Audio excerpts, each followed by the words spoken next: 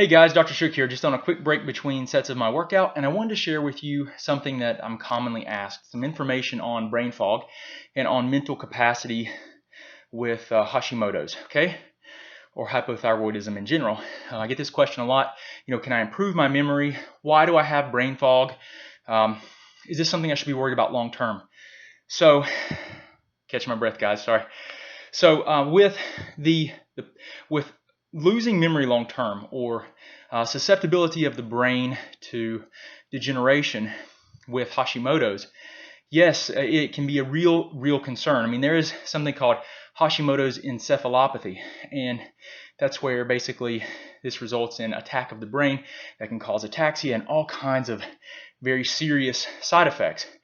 But something that's more subtle that the research is showing that we need to be concerned about is your body, when you have Hashimoto's, it's attacking usually TPO. It's an enzyme inside the thyroid cells, okay? So your immune system will make antibodies, which are these things that basically are like sticky notes. And whatever your immune system puts in, when it puts an antibody on something, that signals the immune system to destroy whatever that tissue is, because the sticky note's there. What they're finding is that these antibodies to TPO are able to, in some people, cross-react or stick to cerebellar tissue. Cerebellum's the back part of the brain, okay? So that's why I look for balance issues, dizziness, nausea, a lot of complaints with people that have Hashimoto's. We look to see if they have ataxia. Can they basically stand with their feet together with their eyes closed without falling over? Can they walk 3 steps with their eyes closed without falling over?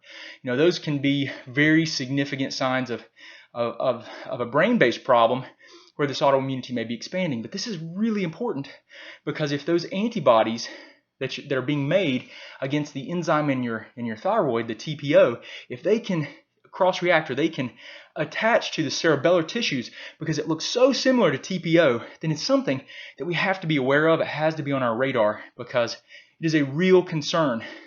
That means that you could be having an attack against the cerebellar tissue because you have Hashimoto's, okay? So what we'll commonly do is we'll run a 24 tissue antibody panel to look and see if that's happening, right? And if you've seen my other videos, we want to find this out in advance, right? Before you start showing symptomatology. We want to catch the autoimmunity in stage 1, where there are antibodies, but there's no significant tissue destruction, where there are any symptoms, right? The reality is that a lot of people, we're going to find that on stage 2, where they're having some symptoms, dizziness, nausea, car sickness, motion sickness. They look at certain types of pictures and they become nauseated. Some people, just different things that they look at, just visually looking at a striped shirt with pinstripes or something, right? Those things can all make them nauseous because the cerebellum is being affected and they can't dampen that output, so they get this vagal response where they become nauseated, okay? So here's the thing. It's something that we've got to consider. It's something that really, when we start identifying these things, it's why I tell people so frequently that if you're autoimmune, man, you've got to really take this seriously, because this is not something that sits still. Even if you're okay taking a thyroid hormone replacement, if you feel okay, you cannot ignore the autoimmunity, because it is not something that's stagnant.